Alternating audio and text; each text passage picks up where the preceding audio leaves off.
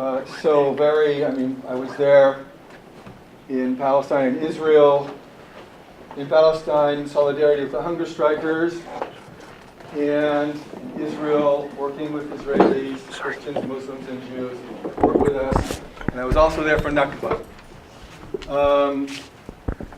Things kind of went south. So I'm going to, since we're a little late, let the speakers introduce themselves. And Peter, if I'm not getting to you, interrupt and say, because you're on the list, so just intervene. I'll introduce the speakers to you.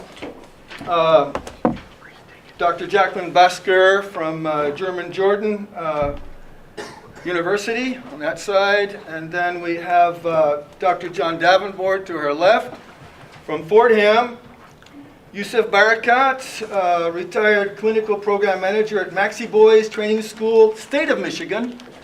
And we have Philip Hopper, assistant professor at University of Northern Iowa. Peter Illich is joining us from TCI right here in New York City. Radicalize the streets. For those of you that remember last year, we were still focusing on interfaith, working Muslims, Jews, and Christians. And you can see we've kind of stepped things up here. What I experienced, first of all, is important that we understand what radical means. But radical, extremist, the definition of radical is actually policies beyond the norm. Not necessarily violent approaches, beyond the norm, pushing the envelope policies. I will define just a couple more definitions when we say that Israeli government. I have Jewish roots. I'm not against the concept of an Israeli state, but the Israeli government, along with the U.S., is becoming more and more isolated. A lot of Israeli Jews, Muslims and Christians, and world Jews are starting to distance themselves from the Netanyahu government. So when I say Israeli government, I'm focusing on government, not Israeli Jews necessarily, not Jews in the world. And then when we talk about peace, well, peace without freedom is difficult. And that was Julian the Mercamus at the Freedom Theater in Jenin, before he died, tried to teach me this. So peace is not just crumbs. It's not just cute talks or press profiling that we saw between Abbas and Trump and Netanyahu, and press occasions. Real durable peace. We'll discuss that. Negotiations then follows what we just talked about. How can you bring the Palestinians and the Israelis together? And if the U.S. is the broker, which is not really a disinterested party, it's almost like in the past, during the Obama administration, we were stacking the decks. Now, what's happening? Mr. Trump has designated Mr. Friedman, who's been approved by the U.S. Senate, as the diplomat. Mr. Friedman is pro-settler and is against the Palestinians to have their state, especially the two-state solution. So if Mr. Friedman, our emissary from the U.S., who's not disinterested, is going to help in the peace process, as he says, and then Mr. Trump, all across the boards, he says, settlements aren't helpful. But when Mr. Obama's government did not veto that last UN resolution, which was against the settlements, he criticized Mr. Obama's actions. So, terribly inconsistent. So we're talking about negotiations.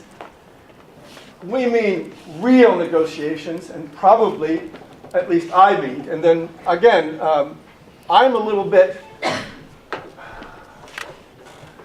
beyond, over the top a little bit because I just got back, and there's some emotion here, and I'm counting on the speakers to bring us back. You don't have to be balanced per se. You do your thing, but I'm going to take a position now, as I didn't do last year, and you'll find out why when we get to that.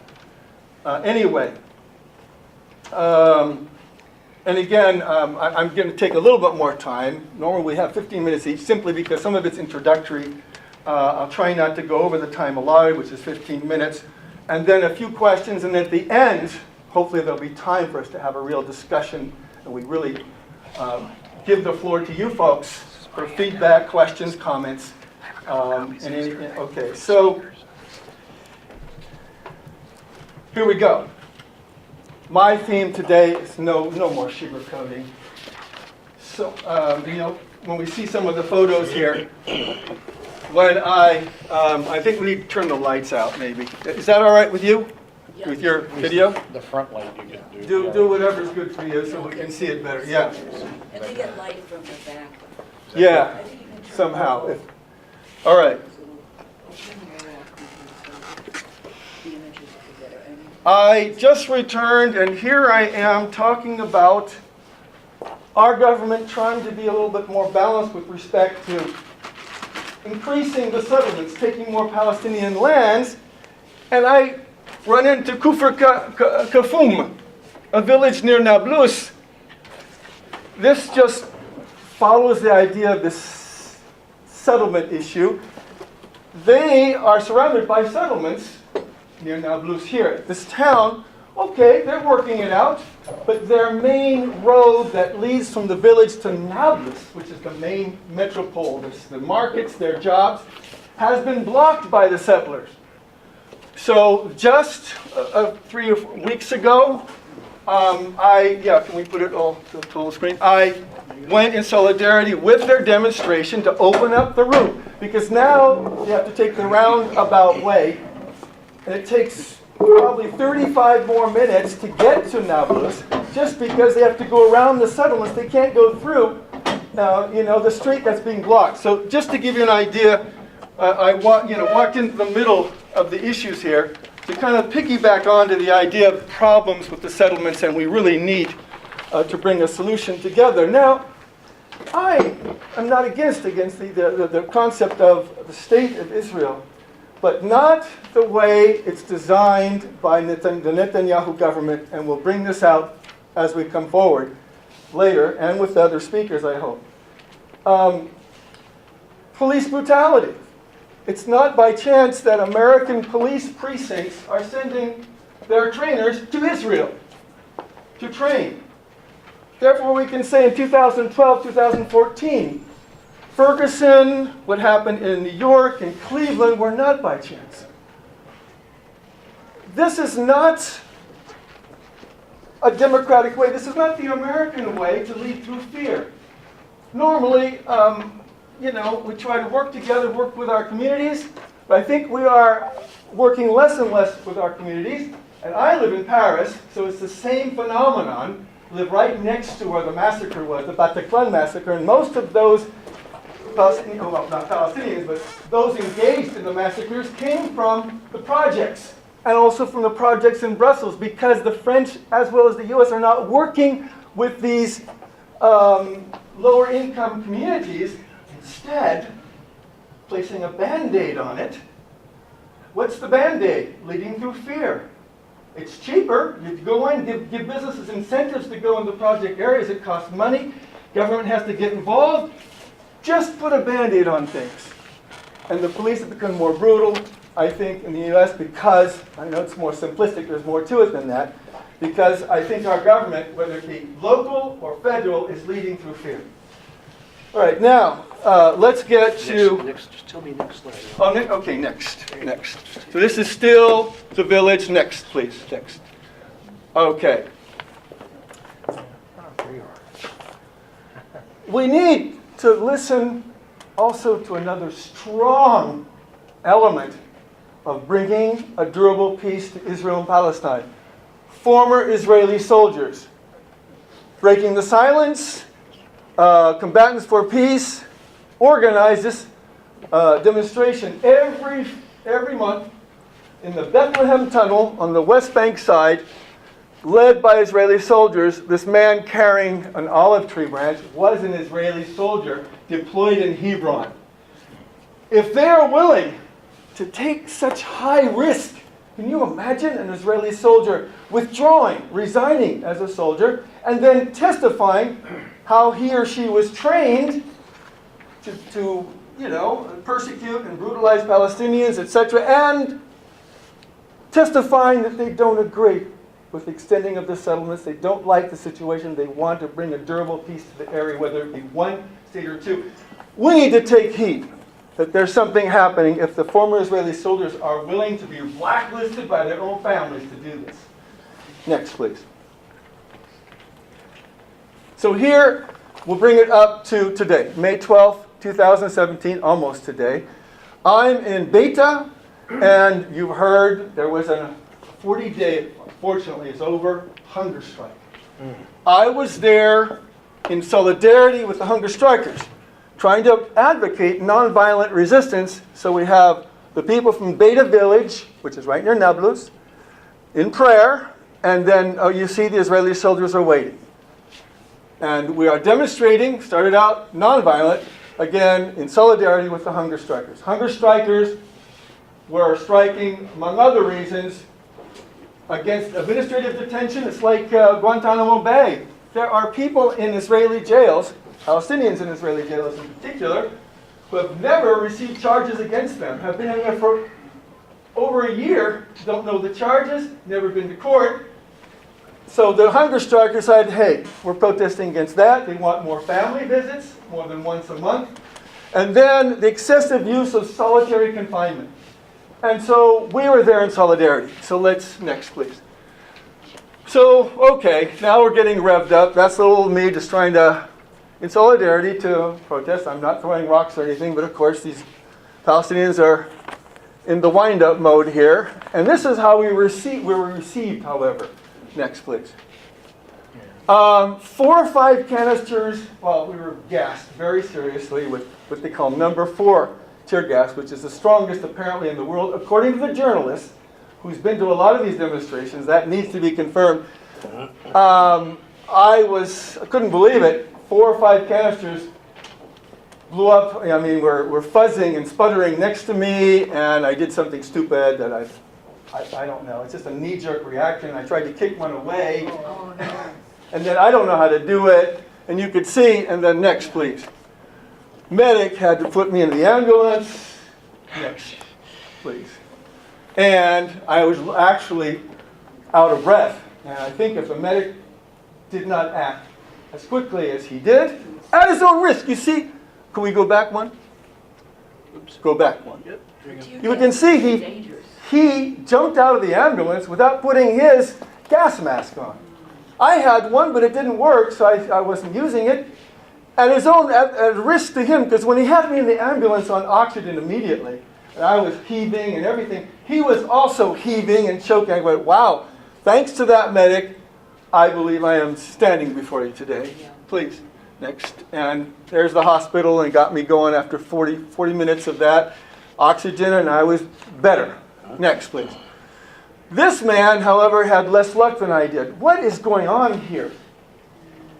Oh, it's what I consider overkill. And I hate to use that term, but in Nabi Saleh, which is in a village right next to ours, they were also demonstrating in solidarity with the hunger strikers. This man, Sabah, 20 years old, was shot with a live round.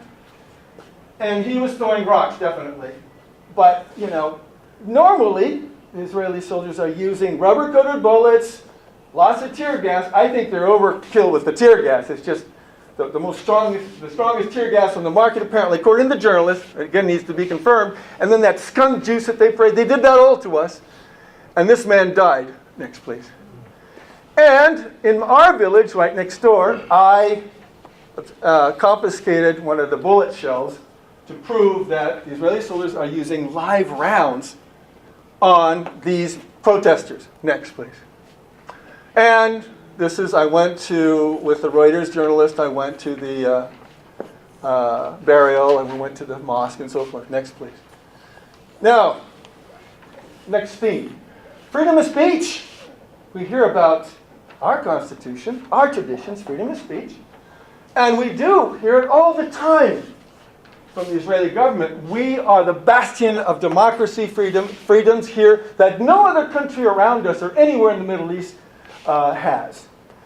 So I decided, this was before the events that I showed you today, I think this was March 19th, we're going back in time, closer to Land Day, to have a freedom march in Hebron. And we got started. Next, please.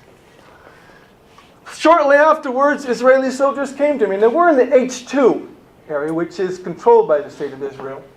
There are more Palestinians than Jews, and this is where the settlers are, controlled by the state of Israel. I'm saying, I'm organized this march. You can see the kids all ran away because they're using live rounds now for these marches. I figured, well, I got the sign, I'm moving forward, and they stopped me, and I said, well, wait a minute. I'm just demonstrating in a nonviolent way. You know who I am. You know everything about me. But not today. Okay. Give me a couple more minutes, 3 more minutes. Not today. Next, please. Here was in Ramallah. Let's go to the Palestinian side. I said I'd do the same thing in Ramallah in front of the mosque, and I was just handing out flyers. I didn't give him far enough that you can start marching. And in Ramallah, the collaborators, really, Abbas, a collaborator with the state of Israel, stopped me and said, not today either. You cannot voice freely or freedom of association, but it's in your constitution, as in Israel. Why are you not allowing me? It's not today, period. So I was interrogated 2 or 3 hours and released. Next, please. All right, now we get to the final element. This is how I started last year and was focusing more on this type of thing. This is more of our discussion, and I'm definitely in favor of bonding and discussing in a nonviolent way with Muslims, Jews, Christians, people of other faiths and ethnic origins, etc. And here we are in Educational Bookshop in East Jerusalem, and who shows up? This is just an anecdote. Mordecai Hanan. Anyone know who he is? No. He was the one 20 years ago, who revealed that Israel had a nuclear arsenal and been in jail all this time and was just recently released, showed up. And so he helped verbalize his position and so forth. So I'm not against these type of meetings. Next, please. And this one is in Timo Shimshon in West Jerusalem to bring people together. We have Fatali here, Markov, who my friend Jacqueline knows, who was in charge of the peace bus during Gaza, an Israeli Jew driving to Gaza, bringing blankets, food, money. He's also an activist, joined us in Timo Shimshon. I think that might be the last one. Now let's conclude. Okay. And this took place in Jaffa a while back, but we did the same event recently. I just didn't get a photo of it. In Jaffa, in Jaffa Cafe, you can see Muslim, Jews, Christians together discussing. So all I'm saying at the end of the day is, again, I'm depending upon other speakers to enhance this discussion, is we need now not just prayers, Israel and Palestine, the world in fact, our own country, and not just bleeding hearts, people crying for Israel and Palestine. A lot of my friends I've spoken to, there's a lot of things we can do here at home. Not everyone can go to the Middle East, but tears, crying. The tears are not crocodile tears, but I call them more selfish tears, kind of masturbatory relief. Do something. And I'll tell you what, ladies and gentlemen, I suggest even being in front of your computer, transmitting the word is doing something that most people don't in this world today. So wherever those actions are, wherever they be, either in the States, in the Middle East, or elsewhere, I will be with you in spirit, if not physically. Thank you. Now I think, Jackie, we're ready for you. And if you will. I can run this for you. Oh, thanks, yeah. Because you took one. I don't have it on my computer. Hi, I'm Jackie Taylor Basker. I was living in the Middle East. I traveled there after I left the Peace Corps. I back in the Stone Age, and when things are very different. I was actually in Israel before the '67 war, and I had experienced the Middle East then, and then I went back in 2007 when NYIT down the street offered me a job as a professor of art history and studio art, and then department chair of computer graphics and fine arts. And I had always been interested in interreligious symbolism and connecting people, connecting the dots. So I had done a research on Christian and Jewish symbolism, and I was just starting to look at Islamic stuff. I thought, perfect, send me there. So I went. Then longer I was there and then traveling across the river, which was not easy to get from Jordan into Israel. It depends on the mood, the border guards and what's going on. And once I was interrogated 7 hours, the same day Noah Chomsky was held over. And, it's suddenly, and I'm half Jewish, I have Jewish family there. So the more I was there, the more I started to question the narrative that I had believed about Israel and Palestine. Palestinians are bad, Israelis are good, Palestinian, psycho tyrants, Israel, democracy, and all that. And then I started traveling back and forth. And many of my students, most of my students came from Palestinian background. And I'm like, hey, dudes, you're just like Jews that I know in my family in New York, because they have many of the same cultural characteristics. They value family, they value education, they value hard work, they're good business people.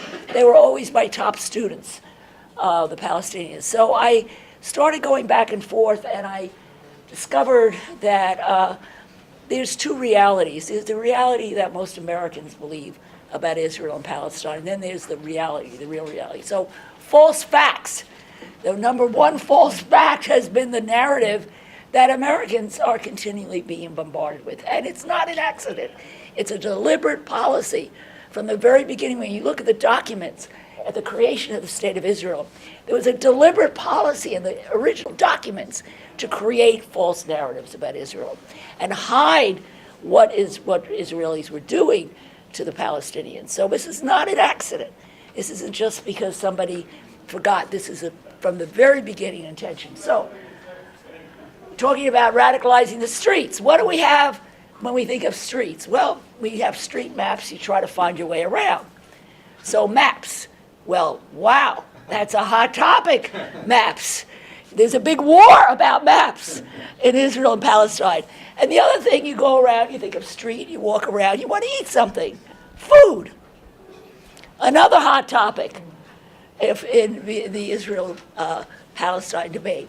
So, question, is there a Palestine? A lot of people still deny there was ever a Palestine and that the word ever existed. And Israel versus the world now and its attempts to erase Palestine off the map. And what's really dangerous and so sad and tragic, because it doesn't have to be, is the attempt to erase Palestinian material culture. Its streets, its villages, its monuments, its heritage. Next slide, please. I taught heritage and conservation in Jordan for the last 3 summers, and I learned so much about this issue. This is the big controversial map. Look at this map and enjoy it, because it's banned in Israel. This map is forbidden to be shown in Israel. It's been banned. Why? Because it shows shrinking Palestine. And Israel doesn't want to admit what it's been doing with the borders that originally were intended. Next, please. After World War II, we had the Palestinian Mandate. 1918, you had Sinai and the French Mandate. Next, please. Then Jordan became independent in 1922 on the East Bank. And then you still had the Palestine British Mandate. It was called the Palestine British Mandate, so Palestine is not some fictitious term. Thank you. Next. Then you have 1947, the UN state creation. So if you're noticing the areas, you start to see the Palestinian area is shrinking, okay? But it's still substantial. Next, please. 47. When you look at these maps, you see Jerusalem is supposed to be an international zone. So the original mandate of Palestine was that Jerusalem was an international zone, an international city. It was never intended to be the capital of Israel because the Muslim, Jewish, and Christian roots of Palestine and the history. And in the Ottomans, it was never a big deal. Everybody lived there together and shared power. Next, please. Then we have the 1949 war, and you start seeing maps changing. You had Gaza administered by Egypt, and Israel pleaded with Egypt to take Gaza, and Egypt said, no way, because they knew it was going to be a problem. And then you have the West Bank administered by Jordan. I was there. I had actually visited before that area before it was taken over. Next, please. So here we have the example. This is so tragic.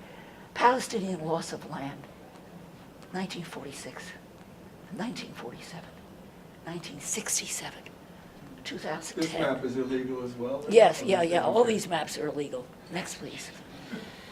So much for freedom of Next. speech. Yeah. Now, not only land was stolen, basically, but street names were lost. So the historic neighborhoods where they had names of streets for hundreds of years, centuries, especially in Jerusalem, ancient city, ancient names, all changed. Okay, and go ahead. You had divided up in a quarter, and as the Jewish quarter expanded, it started not only taking the houses of Arabs. When I went on in Jerusalem on a tour with my son who'd never been there, our tour guide, who was Palestinian, Arab Israeli, was showing us houses that used to belong to their family, but they made a mistake and they left to go to a wedding, and when they came back, settlers had moved in. So now, if you are Arab, you live in Jerusalem and several other cities, you never leave your house empty. Somebody always has to stay home and watch your house, because if you leave, you'll come back, settlers will take over, and that's it. You never get your house back again. Go ahead. This is going on now as we speak. Next, please. Okay, go back one, I think. Yeah. Now, street names were changed, especially with the expansion of illegal settlements. Some Jewish residents protested, because a lot of Israelis don't like the settlers, because a lot of the settlers are psycho. They're very conservative religiously. Israel was founded as a secular state, but there's an element now of, very orthodox version of Judaism, super orthodox, that's parallel to ISIS and Daesh. I mean, the parallels are amazing in how psycho they are, their treatment of women, their approach to religion. So some Jewish residents protested because the street names had traditionally been named after fruit, and then they were changed recently. Go ahead. Here are some Jewish protesters. You can Google Haaretz. There's lots of articles about Jews who are protesting all the time what the government is doing. Next. And there was a historian who argued against the changes. She noted that many of the streets had been named in 1920 by prominent Israelis, and changing the names was an act of disrespect to their legacy and the desire of the original Israelis who had named these streets. But, next, the Arab names had already been removed before the committee decided. There had been a committee in 1948, 1951 to remove Arabic names from the map. So by 1951, the Jewish National Fund's naming committee assigned 200 new names, and traditional Muslim and Christian names were erased from the streets. Next. Now we have street sign wars. Fight over language. Arabs protested and said, the street signs are only in Hebrew and English. You should have them in Arabic also. So they won. And thousands of signs added Arabic. And then what happened? Here's a pro-Palestinian prankster added a street sign for Palestine, which wasn't the original one. Go ahead. Because there's supposed to be no such thing as Palestine. So we have wars next. And this is what happened. Revenge. The psycho settlers decide to go on a campaign to spray out the Arabic of the street signs. So you'll still see them. And then they write revenge in Hebrew. Next. So you have erasure and retaliation. Right wing then found a way to de-Arabize the signs. by replacing Arabic place names like Al-Quds for Jerusalem with Hebraicized versions in Arabic script. So they would write it in Arabic, but they would use Hebraicized versions and get rid of the Arabic. And then the Palestinians retaliated with their liberal Israeli friends. There's an NGO called Zechot, Hebrew for Remembrance, that published a map of 1948 Palestine with names of hundreds of Palestinian villages that were erased physically and cartographically after Israel was established. Now this is interesting. I had that map. I had it on my door for 7 years in Jordan. Nobody ever did anything. I bought to West Beth. I live in artist housing downtown. Put it on my door. Somebody slashed it with a knife. Next. Jackie, you got about 5 minutes. Okay. Pre-1950, 48 Palestine with erased villages. Lots of, you can Google this all the time. Next. Almost all Jewish settlements in 1948 to 53 were built on Palestinian refugees' property. Rather than Israel's claim that they made a desert bloom, the Palestinian crops actually provided 95% of all of Israel's olive groves and 10,000 acres of vineyards, because the Ashkenazi Jews who came didn't know how to farm in the desert. And it was the Palestinians who taught them how to make vineyards. And when the refugees attempted to return, 5,000 infiltrators were murdered, including those who tried to gather crops on their own land. Next. Here's pictures of, there's lots of photographs of these horrible events. Next. A deliberate erasure of Palestine history and heritage. So when you look on the roads, you'll see that they're roads, sides of the settlements, but not for Palestine. Palestinian authorities actually banned from putting up its own road signs under Israeli laws. Meanwhile, there's over 100 checkpoints of all concrete block, earth mounds, and infrastructures that block navigation. Next. Road 60 is called the Road of Death, as you know, Phil. Before Palestinian killed or injured on this poorly maintained Israeli control. There's a very good highway, but only Israelis are allowed to use it. And the really horrible road, which is extremely dangerous for accidents. And Israelis don't know what's going on, because look at the sign. This road leads to Area A, entrance for Israeli citizens is forbidden. So Israelis are not allowed to go into the West Bank to see what's going on. Except the guys over the border want their cars fixed. You see a whole bunch of guys with talis and yarmulkes getting their car fixed just over the border in Palestine because it's cheaper. Next. Okay, so the attempt to change names, eliminate Arabic all over, constantly. Next. And now, rebranding. Palestinian food, clothing, music, dance is all rebranded as Israeli. Heritage is about memory and identity. Claiming ownership over something seeming as inconsequential as food in the context of occupation is a violent erasure and displacement. Palestinians objected when to the Zapka, the typical Palestinian dance, was put in an Israeli dance company. They create an artificial history of Israel that, so falafel and food wars quickly. The Zionist colonization of Palestine has included culture, especially cuisine. Food wars, appropriation, resistance, hummus, falafel, kanafa, sahlab are now claimed as Israeli inventions, although these dishes have been common to the Mediterranean and the Middle East for centuries. They propagandize, and they have International Hummus Day connected in Israel. Now, yeah.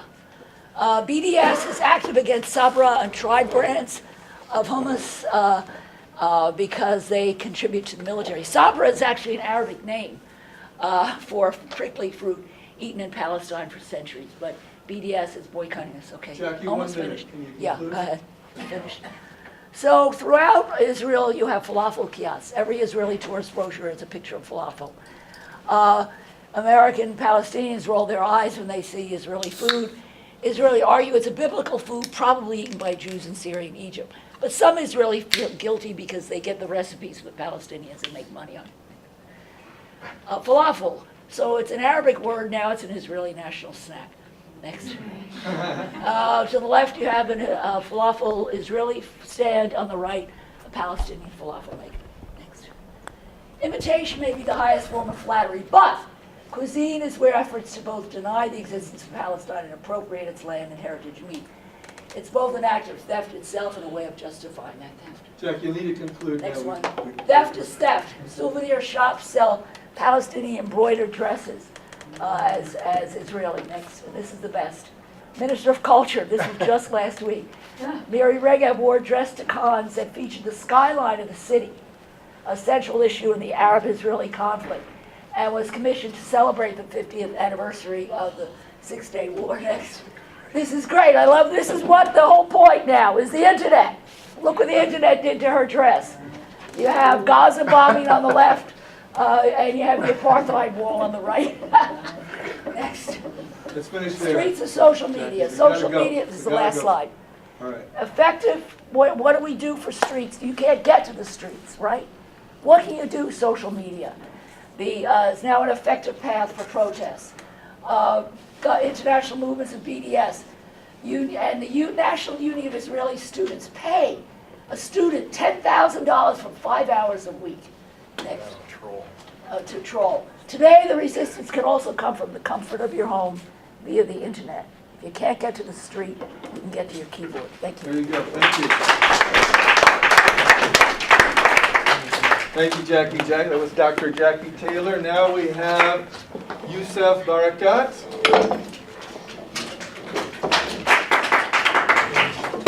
You can introduce yourself. Born in Palestine.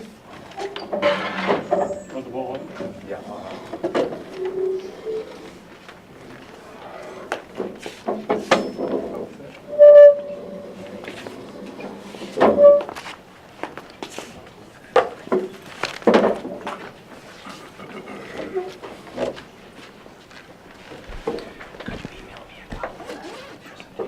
We outnumber evil 1,000,000 to 1.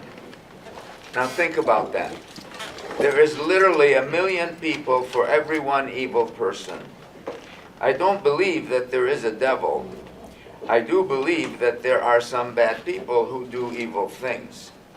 They were not born that way. They were infected by their experience, and they infect others by a process called dehumanization.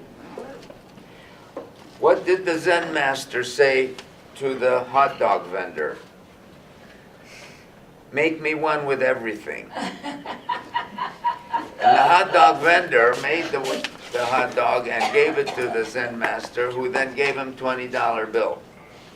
The guy put it in his pocket and went on to wait on others. And the Zen master says, "Where's my change?" And the vendor said, "Change comes from within."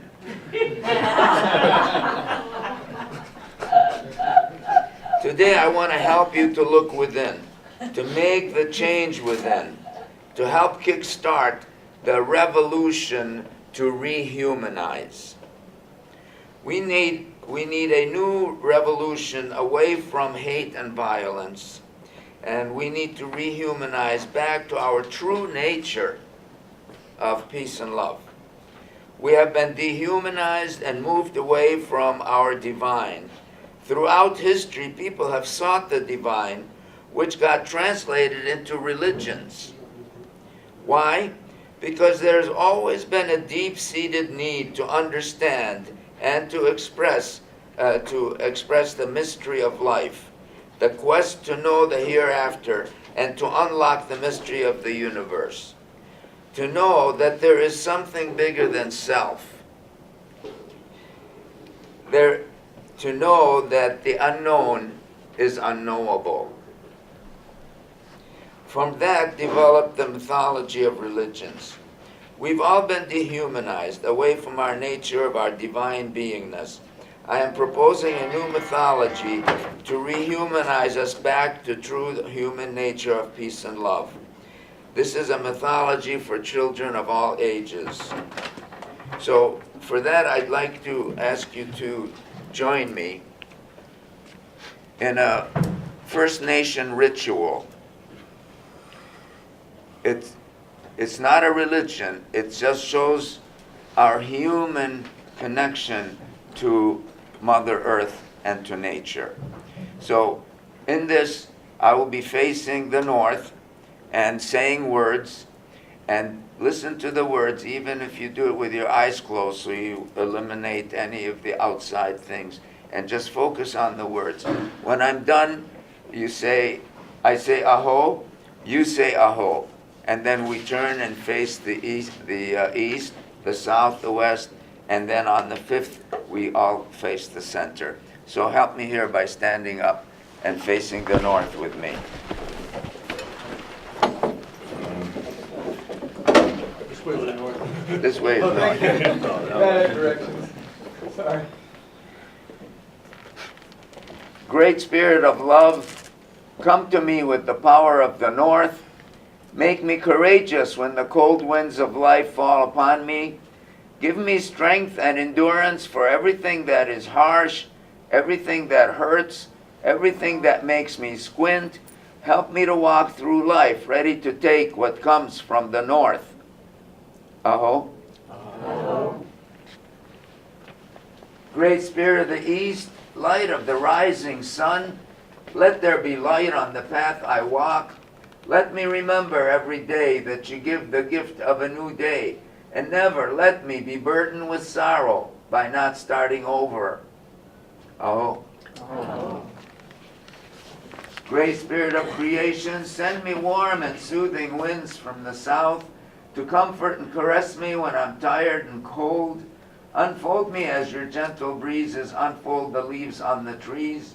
And as you give to all the earth your warm moving winds, give to me warmth so that I may grow close to you. Oh. Great Spirit of the west, I pray to you from the west, the spirit of sundown. Let me remember every day that the moment will come when my sun will go down. Never let me forget that I must fade into you. Give me great sky, give me beautiful color for setting. So when it is time to meet you, I come with glory. Aho. Aho. We pay homage to the earth on the fifth direction, remain standing and bow to Mother Earth. Giver of all life, I pray to you from the earth. Help me to remember as I touch the earth that I'm little and need your pity. Help me to be thankful for the gifts of the earth and never to walk hurtfully upon the world. Bless me with eyes to love what comes from Mother Earth and teach me how well to use your gifts. Oh. Great Spirit of the heavens, lift me up to you so that my heart may worship you and come to you in glory. Hold in my memory that you are my Creator, greater than I, eager for my good life. Let everything that is in the world lift my mind and my heart to you, so that I may come to you always in truth and in heart. Oh. There is a seventh direction. It's going within. It's feeling the energy from the universe. It's going into our bodies and into the earth. For this position, I ask you to put your arms out and bend your knees slightly and close your eyes in total silence for 1 minute.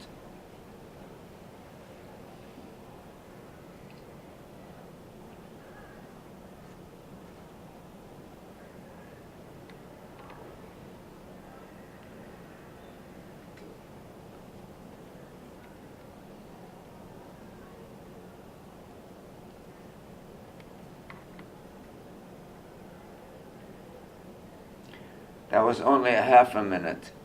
It shows you how long a minute is when you're centered. You have all the time in the world.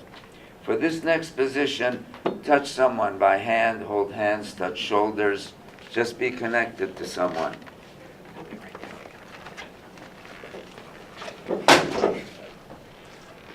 The first position was me, the individual, the separate, the alone. This position is the we, the together, the connected. Me and we, like men and women, are two sides of the same coin.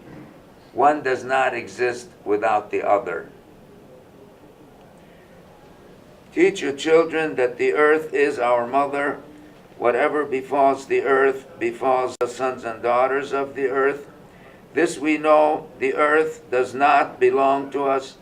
We belong to the earth. This we know, that all things are connected, like the lifeblood which unites one family. All things are connected.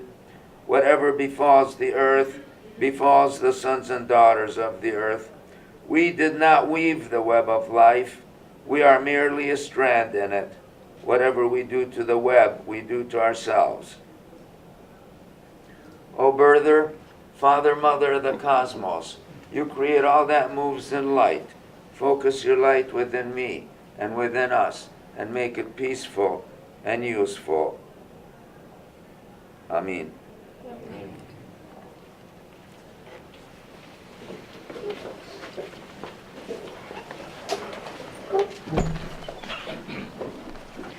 I wanted to share that with you to re-emphasize our humanness. We get caught up in all the problems, the this and that, and we all have one opinion or another. But the commonality is that we're all one people. We're all one humanity.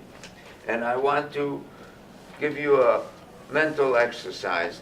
I want to ask you, imagine if you were born an identical twin, and at the time of your birth, your twin was whisked away to China, and you grew up, and now here, today, at this time and place, you come together face to face with your twin. What do you see? What's the same? What's different? Who's right? Who's wrong? And what if you were the one taken to China? You wouldn't be thinking and doing what you're doing now. You'd be totally different. That's the problem.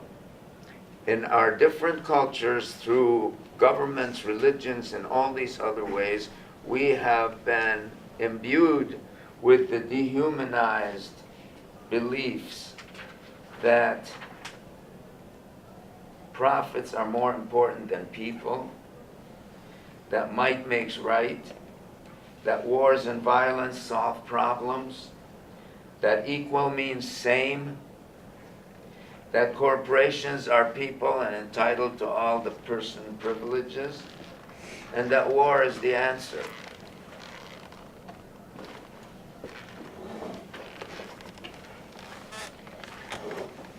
You know, we can have a new culture, a different culture. And the reason I believe that is not very long ago, the world culture, the world view was that the earth was flat.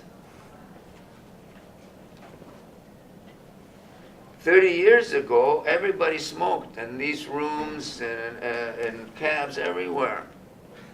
Within 30 years, we were able to change cultures and restrict that kind of behavior. So I'm saying that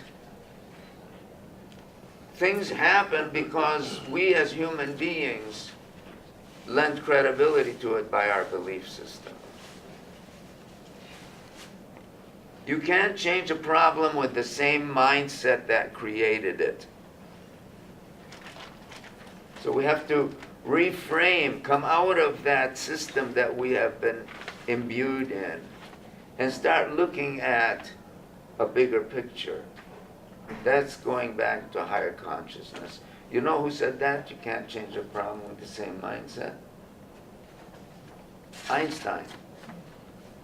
He also said not everything that counts can be counted, and not everything can be counted counts. So there again, what have we been brainwashed to believe what really counts? Football scores? Wars? Winning and losing? What is it that we have our value system? So not everything that counts should be counted. We should start objecting to those. And not everything that should be counted counts. So we are counting the wrong things, and our value system needs to be redressed. You said 1 minute. Yeah. You gotta wrap it up. Thanks.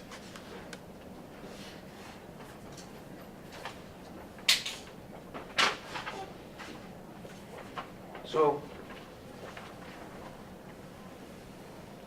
I was born in Haifa in 1935. I witnessed and experienced all the things that you mentioned. And I landed at Ellis Island here when I was 12 years old. A shepherd boy that couldn't speak English, and there was the Statue of Liberty and all the tall buildings. And something happened in my heart. I realized that nobody should suffer like that. Nobody, not the native First Nation people, not the black slaves, not the Palestinians, not the Jews, not anybody we should not design a system that causes suffering. So until we come to that consciousness of becoming rehumanized, demanding equal rights for everything, well, more than all the slogans we hear, equal rights in terms of humanity. Everyone should have a place to live and to eat and to have water. Imagine putting a lock on water and say, if you can't pay me, you don't get to drink. That's coming. And on and on. So, I know there's a lot I could tell you about Palestine, and so many people will tell you a lot about it. I want to say that it's time we start looking at rehumanizing us and them, because we're all suffering. Thank you.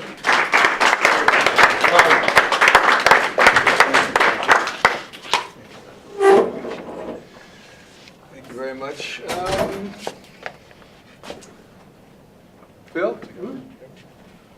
I think your turn has come. Okay. Phil Hopper, you introduce yourself. Okay.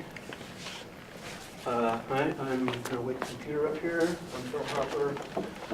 I taught with Jackie and Jordan for a number of years, summers. And I was living in Romano for 2 years. And where I was able to continue a project that I'd started, which is going to be a little bit different now, where I started looking at the murals and graffiti and public political art that people were producing that was addressing the conflict. And so these are kind of the physical manifestations of how people are responding to what Yusif is talking about, really, you know? These are really the visuals. Carry it? Yeah. Oh, Yeah. do I have to? Sit it, but you need to be near it. How's this? Is that close enough? I can count loudly. Yeah, I can speak loudly. Please Okay, speak louder. but I'm losing time here, so I'm wanting to move on. I'm wanting to move on here, guys. So anyway, as part of that, I call this project Images of Conflict and Conflict Resolution in the Public Sphere. I'm going to go pretty fast here because I've got a fair amount to cover. This is Danny Devaney. He and his buddies were out robbing a bank one day, raising money for the IRA, Irish Republican Army. When he got caught, got shot, did time in prison, came out and decided he didn't really want that life. He wanted to be a muralist, but still support the Republican cause. So here he is making a painting in the Falls Road area of Belfast, Northern Ireland. This relates to Palestine, believe it or not. Here is Ahmed Midat. He lives in Daesh, a Palestinian refugee camp. He is a young man who recently got a Soros full-ride scholarship to Syracuse University and is pursuing a law degree, and he intends to go back with it. Okay, and that's his image of George Harbash behind him, one of the co-founders of the Popular Front for the Liberation of Palestine. That's his work. Okay, so I look at these images and I kind of try to think about, I don't know what happened to the Arabic there, but I lost some of it. What's the intention, right? When we're talking about communications, what are people trying to do? Those two gentlemen I just showed you would be telling you they're trying to consolidate public opinion. Right? They're trying to get people on board with Palestinian cause, the Republican cause. There are other purposes, and that gets into interface zones, and I'm not going to talk about that too much today, but there's provocation and intimidation as well out there, for real. You've seen some of these images, probably. Okay? This is a painting that Danny made. It's on a thing called the Solidarity Wall on Falls Road in Northern Ireland.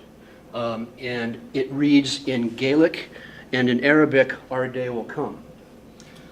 So what I'm talking about here is what we can do. We can make transnational images that transcend borders in a way, and that's what these two gentlemen are pretty much up to. This is one of the most photographed walls in Northern Ireland, and it contains about 12 panels, and they're in solidarity with the Basque people, in solidarity with indigenous Native American struggles, critical of American foreign policy, and it goes on and on. This was in 2006. This was in 2009. I don't have the virtue of a preview here, so I might stumble around a little bit here. Okay, now this is Danny's image on a wall of the Israeli separation barrier. And it includes, he's very conscious, very self-conscious about the symbols that he uses. There's the house key, symbolizing the right of return. And this is in a very Irish Catholic neighborhood, believe it or not. And again, this is the idea is, how can we make images that can become transnational, that can be transmitted, right? Using, as Jackie's suggesting, social media and the internet. Why not? That's the actual wall. In a town, in a village called Abu Dis. It has now been paved, that whole, there's a roadway that goes right next to it at this point. This was in 2009. This would be a wall that Ahmed Hamidat would be very familiar with, okay, because it wraps around his refugee camp of Dahisha near Bethlehem. This, you probably recognize this. This is a very famous site in Derry or Londonderry, depending on your persuasion, that marks the location of Bloody Sunday. Okay. Interestingly, when I visited it here, there was a picture of Dr. Martin Luther King resting on a bed of roses that someone had left. So there was an interesting connection, but the real connection is here. This is the entrance to the Dahisha Palestinian refugee camp, an image painted by a visiting Spanish basketball team. So here they are taking this message of liberation from Belfast and importing it and saying, Dahisha's free too. Now Dahisha, if you probably don't know this, but it is frequent IDF, Israeli Defense Force incursions. There's been a rash of kneecapping incidents there, where soldiers shoot instead of at the stomach, which was mentioned earlier, and is meant to inflict the maximum pain and suffering. They're shooting at the kneecaps now. And this is Dahisha. So you're now entering free Dahisha, and this is again just the connection. So other connections, Bobby Sands. Hunger striker. We heard about hunger strikes a little bit earlier. Our revenge will be the laughter of our children. Bobby Sands died after 53 days, I think it was, of a hunger strike. Right? Okay. Kadar Adnan, right? A Palestinian hunger striker, was on a hunger strike for 53 days and lived. The parallels were noted in the popular press. And again, Bobby Sands' famous quote on the Israeli separation barrier. So someone's taking that message and trying to spread it around. And it's going the other way, too. Palestinian flags up and down Falls Road in Northern Ireland, very often. Okay, so intent, effect. The questions that I ask are, do they just let the thing sit there and decay? Is it defaced? And is there a counter provocation? Or is it maintained and venerated? And what I find is on the separation barrier wall, the work is not so much maintained and venerated, largely because it's by, and this is not a derogatory term, folks, protest or conflict tourists. In other words, people that go there that aren't Palestinian that go back there. So French people, Italian people, Americans. This is by a Brazilian artist named Blue. And it's really quite sophisticated. You can see the baby, there's a detail, it's blowing the heads off of soldiers and they're becoming dollar bills and flying away. Okay, but a couple years later, this has happened to it. And so it kind of becomes this very chaotic, especially around Bethlehem. It's very, very chaotic visually. I mean, it's just, it's painted over and it decays and it falls apart. And it only gets maintained if it helps the tourist trade. This is a very famous Maxey image. Ironically, if you follow popular culture on the side of a souvenir store, exit through the gift store, right? That documentary about him, right? It gets maintained, but most of this stuff does not, even if it's making rather pointed political commentary. You're not in Disneyland anymore when you're in the West Bank. So, and what's interesting, I mean, I asked these two young men here, this is back in Abu Dis, and that's Che Guevara, not a very good image, but it's recognizable to most of us up there that the guy's looking at. Interestingly enough, these two guys did not know who that was. I said, who is this? They said, well. So there is kind of a disconnect there, and it's the isolation that someone mentioned earlier, where people in the West Bank are really inside of a cocoon that they keep locked up pretty well. Okay. Now, unlike the images on the wall, inside the refugee camp, images are venerated. This is Ghassan Kanafani, famous Palestinian writer who was assassinated in Beirut in the 1970s. This image has been the same since I went there first in 2005. I was there in 2014. It gets glazed, in other words, preserved on a regular basis. And of course, that's a traditional, Palestinian woman walking by it. An image like this, Kafa Obeid, a young man who was shot and killed during the Second Intifada. That's his cousin there in front of it. And this image, this was shot in 2005. I don't have it. This was shot in 2005. It's still there. Okay? The family has moved away. Okay? The mother, the matriarch of the family, there's no father, he was killed, moved the family to the backside of Dahisha to overlook the graveyard where her son is buried. Okay, but this image in the camp is maintained. And what you find in the camps, and this is really interesting, I think, is that the students want to pose with the images of the martyrs, the shaheed, they're called. They identify that he is me, I am him, or them, right? There's this very strong identification happening here with another victim called Qusay Alafandi, who was also killed, shot in the stomach in the Second Intifada. This little girl would not move until I took her picture with that. Okay, she insisted. And then her mother called Baba from behind the wall and she disappeared. But I'd already clicked the shutter.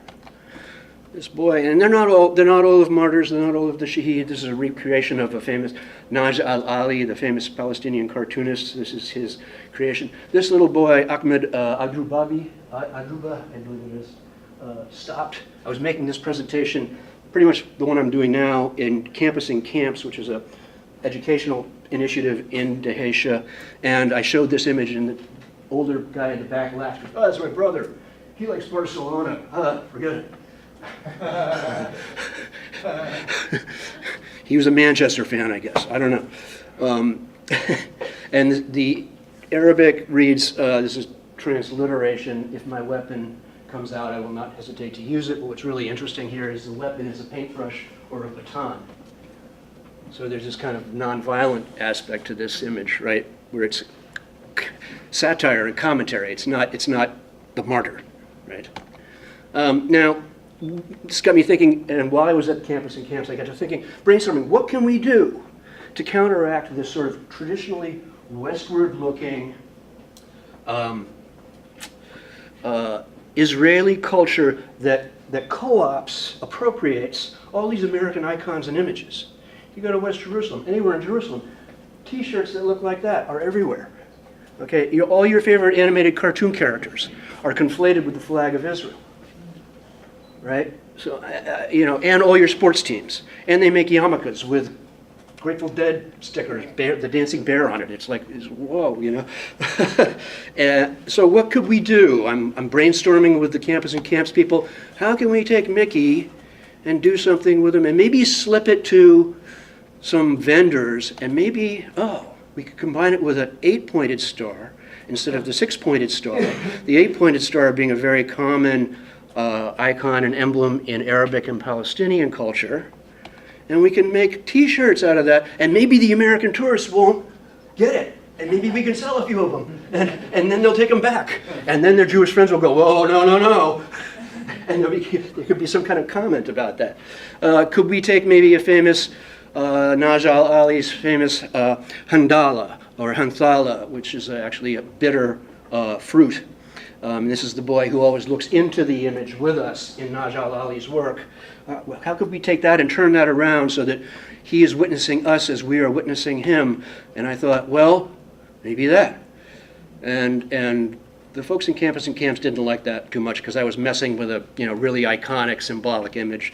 But I did it. And then they got onto this very, very kind of, okay, so this is serious. People are dying every day. We are losing land every day. What else besides being playful and culture jamming, right? Some of these corporatized images that have been appropriated and then reappropriated. What else can we do? Okay, what we can do 1 minute. is we can take shocking, and I got about a minute to go. We can take shocking images that appear in the press every day. This is the Al-Dalu children right after the November 2012 targeted bombing of their family home. They were after their father. They killed all the kids instead. Okay, and this was on the cover of every single daily paper in the West Bank. And where is this exactly? This is Gaza. Okay. Gaza. It was during the November 2012 incursion. So what happens with that? That gets transmitted in Arabic and English, okay, in a way that then gets taken and I show it to you. If you go there, you can collect some of these newspapers and you can show them to your friends. I suggest that strongly. Get the Jerusalem Post and get, what is this? This is the Al-Hayat Al-Jidada. Bill, you need to conclude now. Okay, I'm concluding.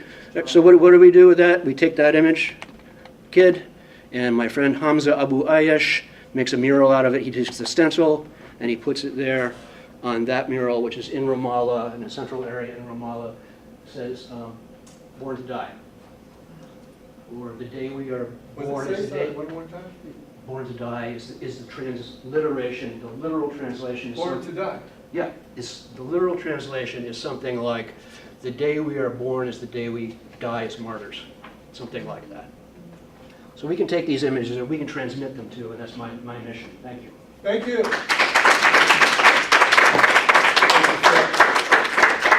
Great. Thanks for helping us. Yeah, sure. No one did your PowerPoint, but you're able to do it yourself, and I've done it once before. I have too, but not like that. Anyway, we've got John Davenport who's going to join us, and then Peter Illich, who's joining us. We'll have him talk a little bit, but John, it's all yours. Thank you very much. Yeah, turn the lights back on because, sorry, I don't have a computer presentation. What? No I computer should have brought presents? my flash drive. Instead, I have a handout that's 2 pages. It's gone around. There were a couple other articles. I hope I have enough copies for everyone. There were about 20, 25. Introduce yourself. Thank you. Oh, yeah, let me say. Please. So the other 2 articles, one was a recent New York Times editorial about the state of Palestine. Thank you. And the other is just an example from a very mainstream foreign policy, well, the Foreign Affairs Journal out of Washington, where, you have an article by a couple authors that talks about how it looks like Trump is going to change the mainstream approach that, well, so I have to talk about what I think the mainstream or sort of moderate view has been in American foreign policy for almost 50 years. Let me just, by introduction, sorry, I should have given Phil more time because I'm not any kind of an expert on Israel. I want to be honest. I'm mostly here to learn. What I can offer from a philosophical perspective, you'll see, has to do largely with with looking at what I think are manipulative negotiating tactics. I have a sort of background in game theory that leads me to diagnose some of the problems going on the handout here. To be honest, my other work in political philosophy in the last few years at Fordham, where I teach human rights and global justice topics, I have a webpage on the conflict in Syria. It's been up since 2012.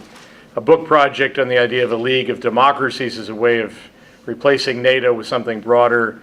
And on the domestic front, I have an initiative on constitutional amendments to fix this country. None of that has much to do with this session. If anyone's interested, there's a couple of handouts at the table by the door. But back to what we're talking about, I started thinking about this position that I call the moderate consensus as I found more Jewish American friends over the last 2 decades becoming more extreme in their views on the Israel-Palestine conflict, starting to take the view that building settlements was not a bad thing, but a good thing, that this was necessary kind of punishment to show Palestinians that they ought not to engage in terrorist acts. I think the discourse has just changed monumentally in the last 20 to 30 years in the country. I started to wonder why. So the position that I take in these debates, I think, is pretty close to the one Frank stated at the outset. I tried to reduce it to 6 bullet points. The idea that, despite all the worries about the founding, the way that was done and the ethnic cleansing involved in the 40s, at this point, the idea of, Israel's continued existence, but condemning settlements, all of them, every single one, built since 1967 in the West Bank, and affirming that they are completely illegal under international law. And the legal basis for that doesn't need to be recited, I'm sure, to you, but not only is it the very core of the UN Charter that, that taking land, even in a just war or defensive war, is illegal. That was done, following the earlier Kellogg-Briand Pact, which says the same thing, to prevent, what we saw in World War I from reoccurring. For example, Germany and France always saying, well, we're taking back the Alsace-Lorraine area to punish you for what you did last round, right? I mean, that just leads to it. So, for example, the annexation of Crimea by Russia would be illegal by the same standards. And since the claim of the Israeli state to legitimacy, whatever it has, is based solely on a UN resolution, it can hardly reject this core feature of the UN Charter. So that's been a central plank in U.S. foreign policy, basically every president since Johnson. And the third bullet point has to do with the manipulative strategy that I want to detail of the Likud party, that it really has. I think it's very clear in mainstream histories. You don't have to look at radical or really fringe stuff to find this. I rely on this very widely used textbook by, people seeing this, Charles Smith. There are several others, but this is probably one of the most widely used in American college courses that deal with Israel-Palestine. It's into like the 9th edition now, which tells you, how widely used it is. And it's very clear from Smith's history, among others, that the Likud party at every juncture has done whatever it could to try to prevent a final total peace settlement from being made, because it knew that would require giving back West Bank land. So the strategy of every Likud politician since Dayan on has been to avoid doing that. I think it's, here we leave the last 2 bullet points are not part of the traditional mainstream American policy, but I would affirm at this point that the Likud strategies have been bad enough as to justify at least some kind of limited divestment approach to put pressure on Israeli regimes. I'm not sure I would extend that to Israeli universities. I'm not sure that does any good. Some of you may disagree with me or debate me and educate me on this. And then finally, today we now confront this rising dialogue about a one-state solution, right, and what to make of that. Older people like me, I think, often are struck by, this seems to be something that, people in their 20s talk about more now. Could you have a one-state solution? It's shocking to me. The possibility of a one-state solution would depend on it not being, a regime of apartheid in a one-state solution, right? That, and so you'd have to have full Palestinian right of return from outside the West Bank and the current Israeli borders. You'd have to have, full Palestinian citizenship in Israel. Such a solution would have to be accepted by all the relevant Palestinian groups. And there'd probably have to be some kind of an international aid package to assist returning Palestinians out of camps to acquire enough land and resources to begin a new economic life, 50 some years later or more if they were displaced in the 40s. And so, that's a really tall order. I guess I can't rule it out. It seems conceivable that I doubt that any Israeli government's going to want such a solution. Their strategy seems to be to stall indefinitely a permanent, acceptable two-state solution, and so, make it seem like a one-state option is the only option, but then to stall on that too, because, that would require Palestinian equality within a greater Israel. So what we have is a kind of indefinite occupation of the West Bank and apartheid within Israel. It's really unbelievable that that this has come to be acceptable to a large swath of the American community, and that's what I want to talk about for the rest of my time. Already taken too long on that. So how did this standard moderate position, which I think is summarized in the first 4 bullet points, break down? I think these points really were affirmed, especially by President Carter, but almost every president. Reagan really didn't understand the conflict or have much interest in it, as Smith details. But then after him, the elder Bush and Clinton returned to these central points. Such a position, I want to say, is most coherent when it recognizes that letting Israel keep any of the West Bank would be to reward a highly corrupt strategy of trying to create facts on the ground and then say, well, look how generous I am. I'm going to give you back 40% of what I've taken. It's really, when people negotiate that way in other business deals, people take offense very quickly and throw up their hands and leave. And I think it also has to recognize that there have been terrorist acts coming from the Palestinian side that have not helped the process along.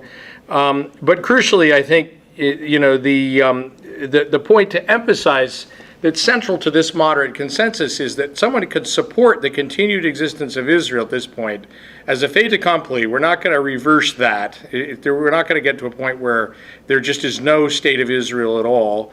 But we can do that without affirming the existence of any or the maintenance of any West Bank settlements. And that has been eroded. That consensus has been eroded over the last 30 years. And how did this happen? So these are the points A through D on the bottom of the first page. The strategy has been basically a huge PR campaign. I would compare it to the kind of PR campaign that the right wing in this country has conducted since the time of Reagan to change our discourse on economic, to sort of instill libertarian beliefs about the economy in the American public. It's kind of, it's comparable to that. So the strategy is, it's a branding effort, right? Let repeat ad nauseum in speeches, editorials, mailings to synagogue, so to liberal reform synagogues as well. Our people are suffused with this kind of campaign material to suggest that we have to support Israel, and that requires supporting settlements, as if the two are the very same thing, right? That you can't support Israel without supporting settlements. If you reject West Bank settlements, then that means that you're against Israel.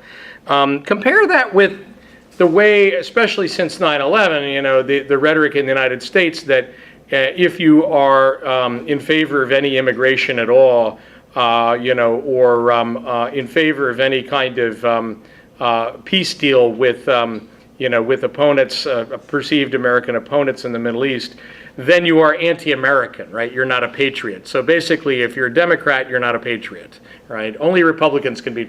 I think it's exactly analogous to that. If you're not a Likud supporter, you're not for Israel, right? And that's the central strategy that's changed the discourse among American Jewish voters in the last 20, 25, 30 years.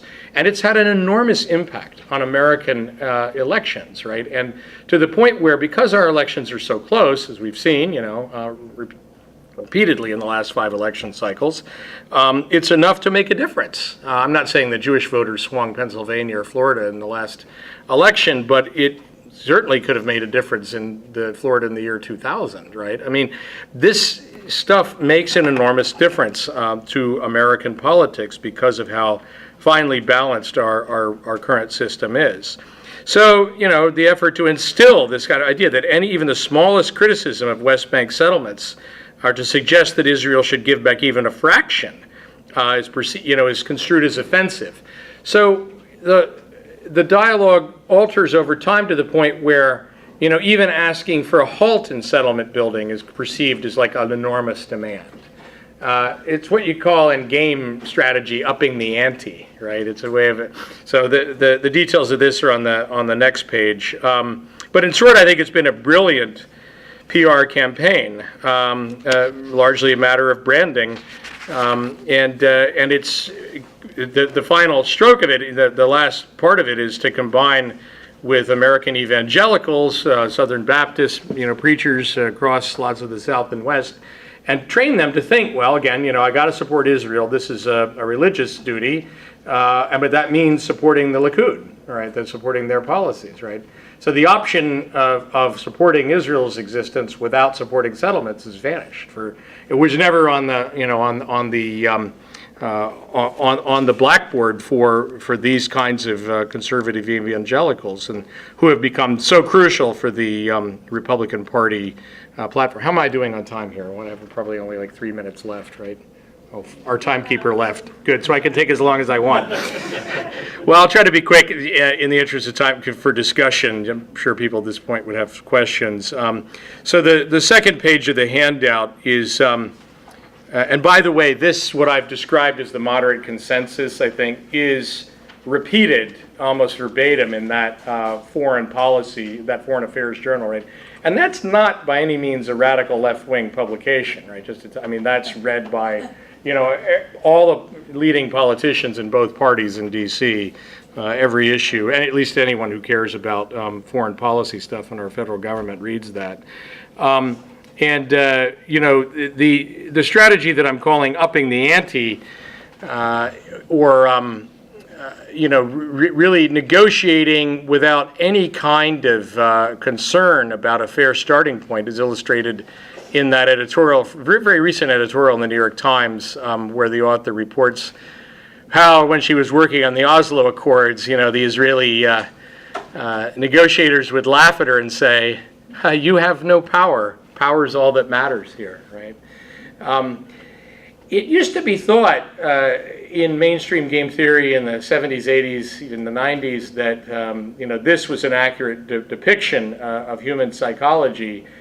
People have realized in the last couple decades that actually that's not true. There's a lot of work now on what's called distributive equity problems, where 2 or more parties realize that they'd both be better off, they'd both benefit to some extent by cooperating. Okay, so I'll quickly finish up this point. And yet, they could realize different amounts of gain, right? You might have heard of the ultimatum game or divide the dollar, right? So that's, we can keep some division of $100 someone's offering us if you accept the split I offer you. So here's my split. I'll give you $1 and I'll keep 99, right? If you don't accept that, you get nothing. So wouldn't you want to be $1 better off, right? I do this with my students, and frequently the response to a $1 offer, as you imagine, is middle finger, right? I mean, that's actually human nature. There's been a lot of empirical research on this to show that kind of negotiating is counterproductive. This relates to the regress of retaliatory claims I didn't have time to get to. I talked a little bit about moving the goalpost, but the problem is even worse if people are starting from an unfair bargaining, what's perceived, at least by one side, as an unfair initial bargaining position. So suppose the $100 that I'm proposing to divide with you, I actually had stolen from you, or my father stole from your father. And now I'm like, you know what, I'll give you $5 of this if you let me keep 95. That's even more offensive, right? This, I think, goes to the heart of why the problem hasn't been settled, in a comprehensive peace deal. This way of trying to approach things, which is a sort of, absolutist, or, really, we don't actually have a good term for this in contemporary game theory. There's no good term for this in game theory, is part of the problem. Last point on the buffer zone issue, since we are at the 50th anniversary of the Six-Day War, I just want to note that the argument that Israel needs to keep parts of the West Bank for its security is exactly analogous to the old arguments of the Soviet Union that we have to keep parts of Eastern Europe as a buffer and so on. That's also part of what the UN Charter was intended to end permanently in human history. Thanks very much. Sorry I didn't get to all of the second page. We are going to eventually have time for questions. We're going to go a little bit over because they went over before us, so we have the right to do a little bit. But Yeah, we didn't before start we till do late. that, just can you give us, Yeah, a couple minutes. yeah, that'd be good because we're so close and I want to hear from everyone. Okay, basically, my Mr. approach. Peter Illich from TCI. Right. My approach to the problem there is from a broader historical background. I think what we need to do is to educate all parties about how much each group, meaning specifically Muslims and Jews, owe to each other, how much they depended on each other in the past, how much they benefited from each other, how close they were through most of the past.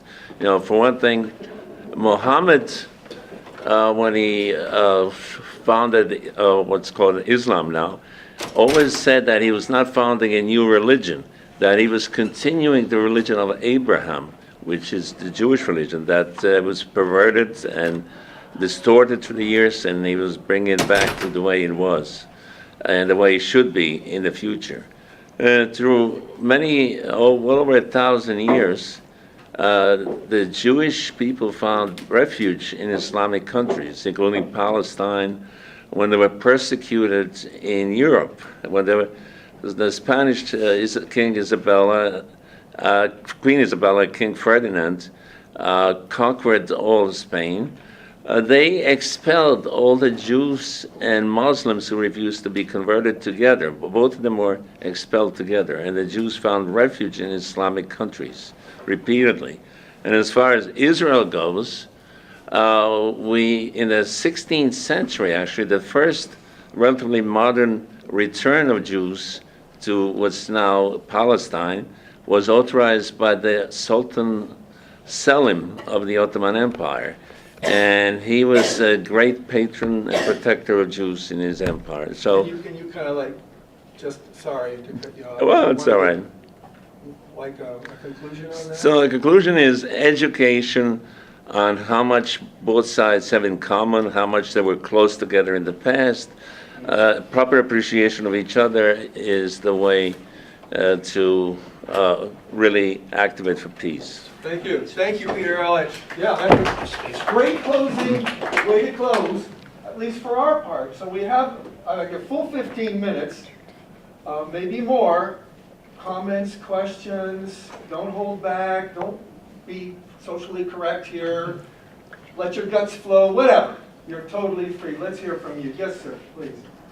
I would like to raise a point I think maybe some of you would disagree with what was glazed over that. Well, first of all, okay, you said America way is not the way of intimidation. That is historically, objectively wrong. American imperialist history is exactly that. And when it comes to the Zionist-Palestinian conflict, America, certainly since 1967, has never been an impartial party, but has been, in many ways, the source of the problem. American imperialist policy in the Middle East is the structural, international umbrella of the oppression of the Palestinian people. Israel is a de facto colony of the United States, and that is something that we need to keep in reference. The other side is again, as good as it is to talk about appreciating one each other's culture and bringing a face together and whatever, let's not forget, this is a struggle of national liberation and self-determination. Like every other people on the face of this earth, the Palestinian people have a right of independence, of a national self-determination. The only way to end this conflict, other than nuclear holocaust, whatever, the only way to justly end the conflict is when the Palestinians achieve their independence. When Israel is defeated and is forced to hand out there's going to be peace negotiation, but liberation is always won by the struggle of the oppressed. It is not given out of kindness or anything like that. And those, so not to damper, okay. everything that is said here, these very crucial points need to be Emphasized, right? yes, Thank in you. my opinion. All right, you can address what this gentleman, your name, sir? Okay. Omri is addressed, or other questions or comments, please, feel free. Yes, please. I believe nobody mentioned about the education, like last minute Mr. Olich. mentioned. Yes. I'd like to know, and Jackie talked about map is not distributed. And Jackie, right? the Jackie. maps, Right. And so education is very important to for the next generation. Yeah. So how they teach history in Israel? And anybody know about? Anybody can address that? Jackie, Well, I you know? know if you read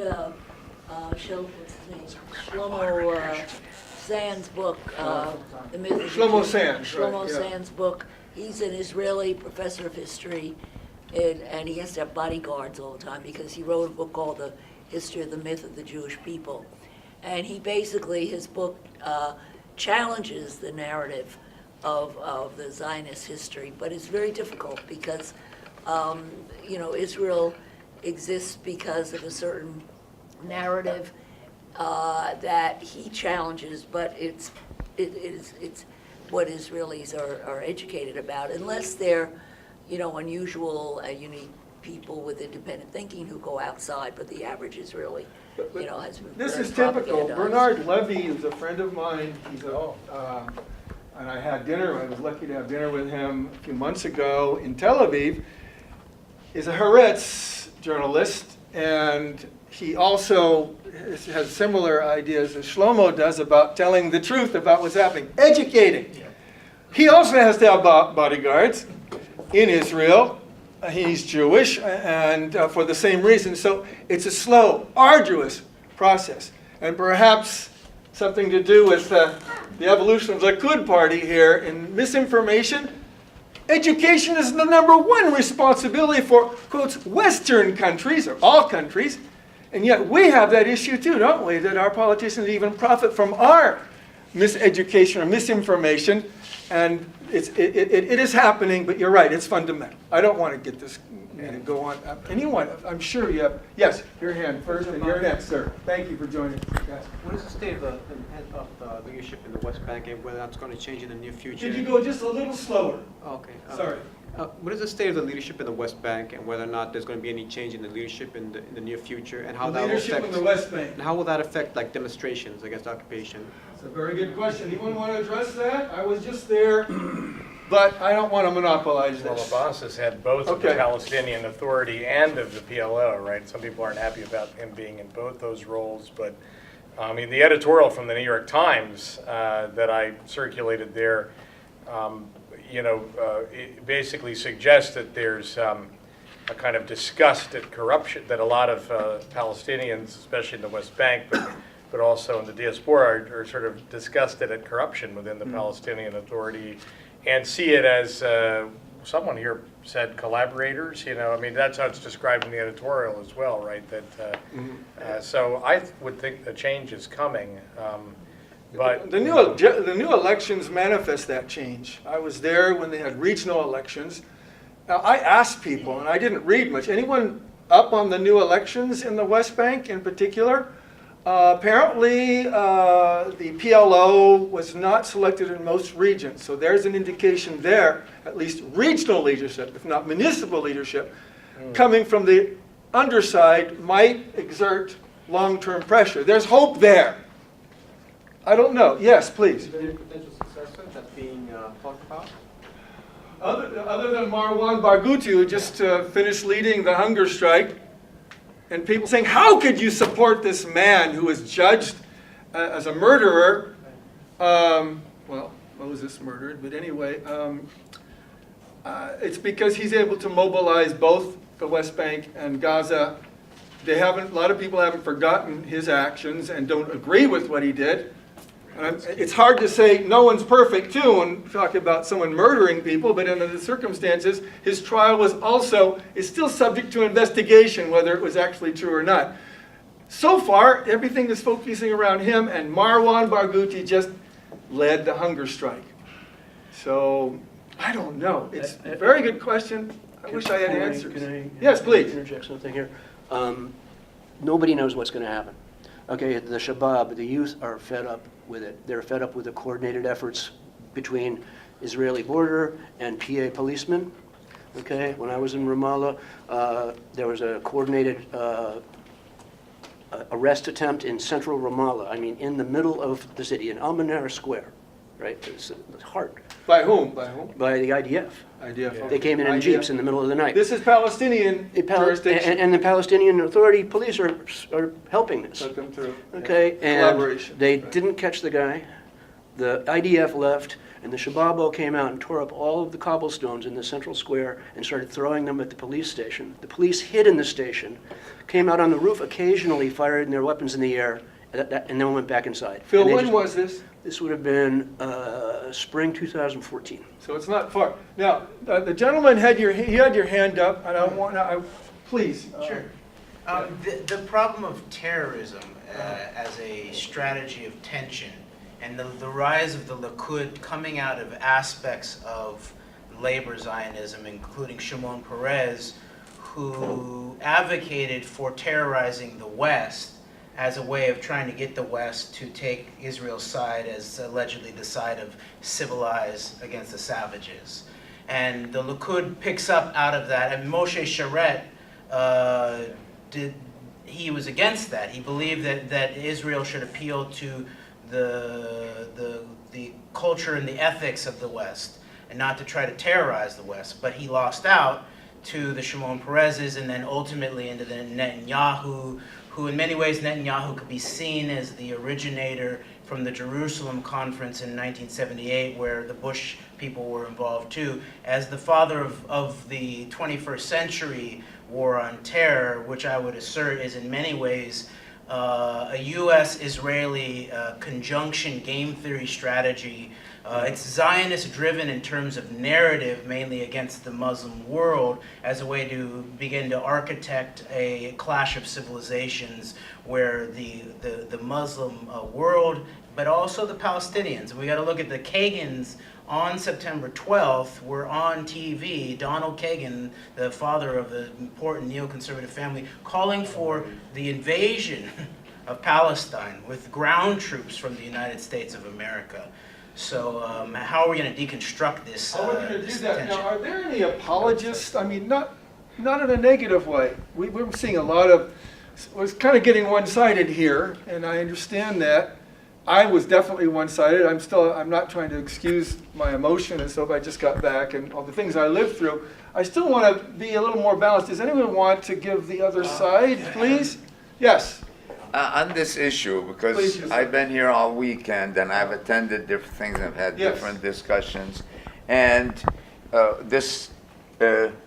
both sides, they say, well, it's two sides of the story, and then I say, what is the other side of Hitler's story? Was there two sides to Hitler? He goes, no, of course not. I said, then you cannot describe two sides. You have to describe the audacity of what's been going on now and how we need to stop it. I agree, but I disagree because there's a psychological side of Hitler. Yeah. There's always another side. So I don't want, thank you, I don't want to stifle any of you who, and feel free to do so. Do you want to give us an idea that maybe some of the things are a little bit over the top here? Enlighten us. I mean, I can You're tell welcome. you, Can I say something? Yeah, great, Jack. Yeah. I was telling him before, I have a Israeli roommate now who is young, in his 20s. He refused to go in the IDF.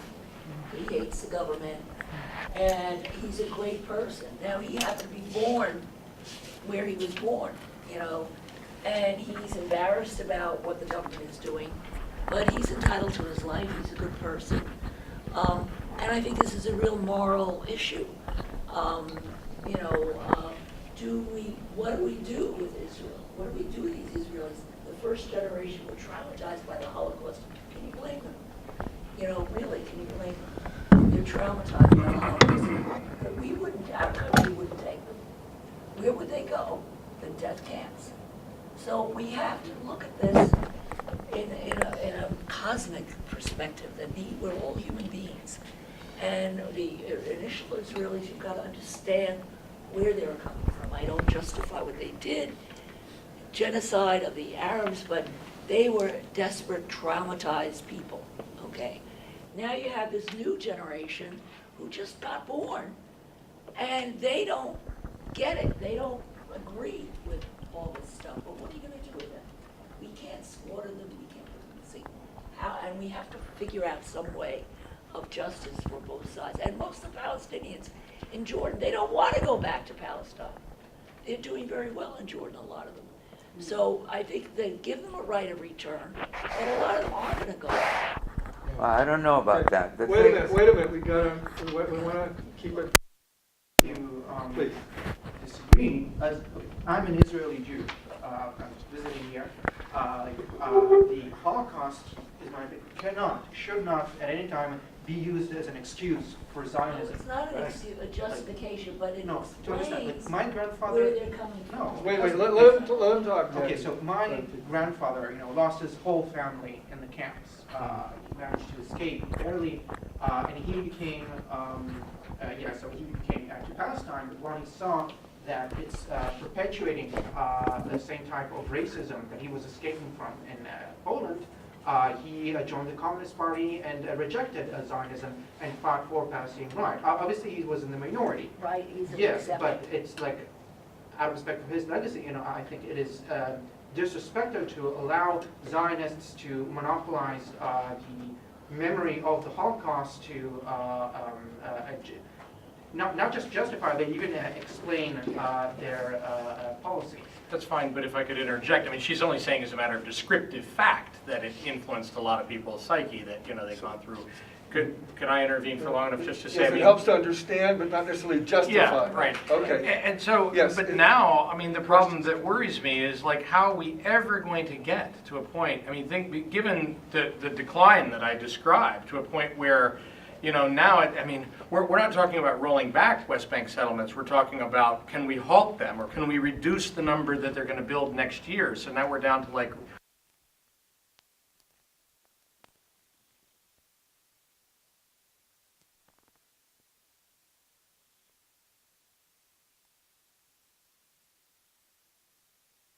the American electorate without some way of breaking the spell that's been cast in the United It's States. definitely a spell. It's a kind of, I really think it's like almost like a spell. I John, there don't was see another question how. out here. I saw someone with We their need to hand. I can't promote remember who it was. humanization. We Right. need to become tough thing. rehumanized. Yeah, that point is Exactly. well taken. And the thing is, we have to open the borders and allow people.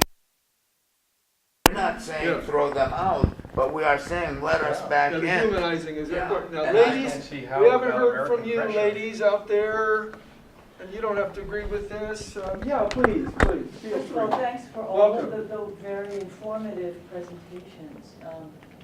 And I'm just wondering, this is just wondering about the situation of Palestine and Israel, contextualizing the whole Middle Eastern problem. All these various wars going on, related to how is it going to be rolled back? Is there a relationship to geopolitics? I think very much so. Does anyone want to address that in particular here? Yes, okay, go ahead. Yeah. Okay, The idea yes. is that we have to get out of our thinking in the way we are in the modern era of the war machine. Because we have to start thinking that there are other solutions to might makes right, to weapons. She's precising, her question specifies the link, if I got you right, between what's going on in the Holy Land and the entire Middle East. Is there a link? And so, thank you. But Yes, I think we need to absolutely. focus on the call of the question. Can you Yeah, focus on that? I think there are links in there, but they're so complicated. I mean, one of the things that Smith's book reveals, and I'd forgotten this till I reread this history, is how much the strategy of the Likud party in the late 70s was, with President Carter, was to try to prevent a comprehensive peace deal. No, we won't do that. We'll make a separate peace with Egypt. And why was that? Because that was the one country in the region that was really threatening their control of the West Bank. And so, but now, now that the big geopolitical thing is, we all want to fight Iran, right? So that's what you see now as of Trump's visit there is, the United States with Israel and Saudi Arabia against Iran. Now, Reagan tried that and it completely failed. Hold on, we That's want to not- still yeah. make that connection, and I will give you simply a quick scenario. Netanyahu had an opportunity to work with the Palestinians that were liberal, and there are still many of them there, believe it or not, in the West Bank and in Gaza, and refuses. And so when these Palestinians, they see more of their land taken and their homes, they're getting more radical.